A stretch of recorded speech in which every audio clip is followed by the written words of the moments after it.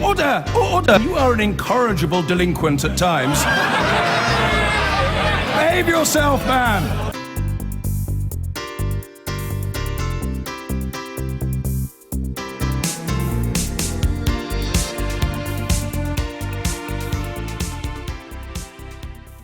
After months of Europe looking on aghast at the excesses of the EU referendum campaign, the somewhat more sober and serious figure of Theresa May spent her first week visiting Berlin and Paris, seeking to calm nerves and smooth the way. Well, the Prime Minister bought a little time before she invokes Article 50, but how prepared is the country to negotiate a new relationship? Well, the Conservative peer Lord Maud was, until February, of course, the government's trade minister and has held a host of ministerial positions dating back 26 years to when he was appointed Europe Minister under Margaret Thatcher, no less. And he joins me now from Horsham. And a very good morning, Lord Maud. And first of all, I just wonder if you'd like to clear this up for us. What, a month now since the referendum, the dust has settled. It was never clear whether you were a Remainer or a Leaver. I took no position in the referendum campaign. I thought the arguments were very finely balanced and I didn't want to take part in the campaign. And to be honest, I thought both sides were making extravagant and overblown claims that made it look like a much more straightforward decision than it was. It was, for me, very finely balanced with some potential short-term downside, but some potential medium to long-term upside, and that remains my view. Well, let's talk about the upsides because, as the phrase goes, we are where we are, of course. Do you detect then, and let's talk specifically about trade and the economy, do you detect some opportunities here for the UK? Yes, I do, but there's a lot of uncertainty at the moment. And I think one of the dangers we face at the moment is that people who made these great claims about how disaster would fall in if we voted to leave, there's a danger that that can be self-fulfilling. And you saw that with a report of sentiment and intentions which came out, I think, a couple of days ago. And that's not what people are doing, it's what people are saying. And that will have been influenced by what a lot of people were saying, the Governor of the Bank of England, the IMF and so on, about what would happen to the economy. Now, actually, what the Bank of England is finding is that the immediate effects on the economy are negligible. So far as the upside is concerned, yes, but this absolutely depends on what we do and how we do it.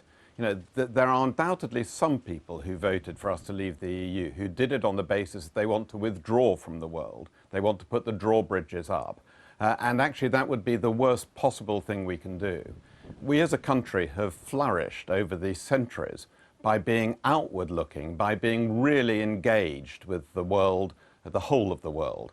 And if we don't use this opportunity to enhance our engagement with the world, then we will have made a bad mistake and we could actually pay a real penalty for that. So for me, getting ahead with engaging with in trade negotiations with other countries, non-EU countries, being welcoming to overseas investment in this country.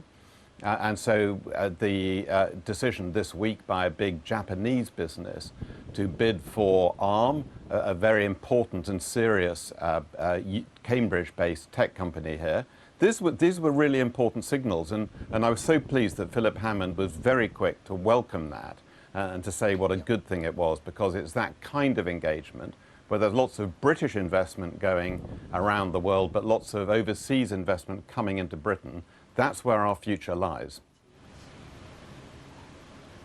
But what is your view, Lord Maud, when it comes to trade on the crucial question? We know about the huge bulk of our trade still done and presumably continue to being done with members of the European Union. The question of the single market. You and I know there were members of the Leave campaign. I was speaking to one of them today, Nigel Farage, who say it doesn't matter if we leave this single market because we must, first and foremost, get control over EU migration. Well, I mean, this in business of engagement with the single market. In the late 1980s, I was negotiating a lot of those single market agreements. I sat at the Internal Market Council. I had a season ticket to Brussels. And the single market is by no means complete. Again, it's not by any means binary. It's not clear that you can be totally, you have to be totally in or else you're totally out. There are lots of parts of it, the energy single market, the digital single market. These are by no means complete. The services single market is not complete. And so this is not binary. It's not also the case that the bulk of our trade is with the EU. It's no more than half, and probably a bit less than half of it is with EU. And it is also worth making the point that third countries like Australia have increased their trade with the EU more than Britain has, despite our membership of the single market. That is not to say that we should just turn our back on it. That would be the wrong thing to do. But there are lots of different ways of engaging with the single market. And the one thing I think that people voted for clearly in this referendum was for more control over our borders. And so for those who say, if you want to be in the single market, then you have to accept complete free movement of labour, that is not a choice that I think would be acceptable in the light of the referendum result.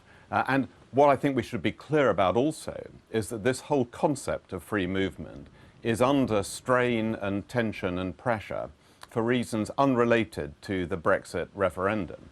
When we first talked about this, we used to talk about freedom of movement of labour, the freedom for people to move to where they had a job. And I think you're seeing both in France and Germany and in many other parts of the EU, the concept of complete freedom of movement is already coming under severe pressure. And I think that some movement on that, some reform of free movement is very likely to happen anyway. Okay. And lastly, you're well placed to give us a view on the new Prime Minister. I mentioned your service under Margaret Thatcher. Well, you've seen the headlines. Is Theresa May partly Maggie May? Well, she's her own person, very much so. I sat around the shadow cabinet and cabinet table with Theresa for very many years. A huge admiration for her competence and grip.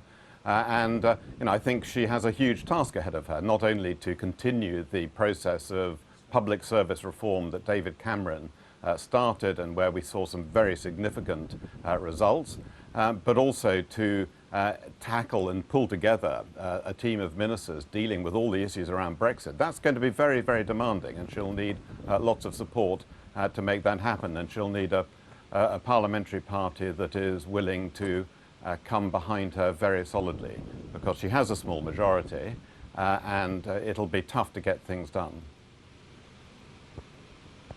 Always a pleasure talking to you, Lord Maud. Thank you very much indeed. Lord Maud, formerly Francis Maud there now. I've been getting away with it all